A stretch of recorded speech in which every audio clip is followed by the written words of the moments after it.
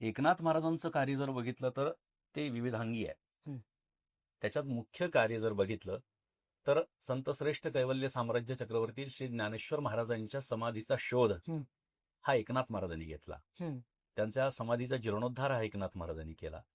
एकनाथ महाराजांनी ज्ञानेश्वर महाराजांच्या आळंदीस्थित समाधीचं नित्यपूजनाची व्यवस्था त्यांच्या शिष्यांकरवी लावून घेतली. हं. हं. त्या व्यतिरिक्त आज जे आळंदी गाव आपल्याला दिसतं हं. तर त्याची भूमिका मध्यंतरीच्या कालखंडामध्ये म्हणजे 250 वर्षांच्या कालखंडामध्ये आळंदी हे गाव हे लुप्तप्राय झालं होतं. नष्ट निदान झालं. निदान समाधीचं स्थान तरी तसं झालं होतं. हं. त्याचं वर्णन आपल्याकडे आहे.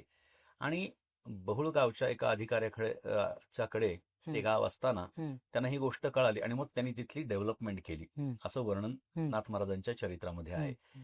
तर त्या ठिकाणी नाथ महाराजांनी ज्ञानोबारांच्या समाधीचा जे कार्य केलेलं आहे हं. त्या कार्यामुळे एकनाथ महाराज हे एक वारकरी संप्रदायाच्या दृष्टीनं आणखी एक मोठं कार्य म्हणून करणारे असे संत म्हणून ओळखले जातात.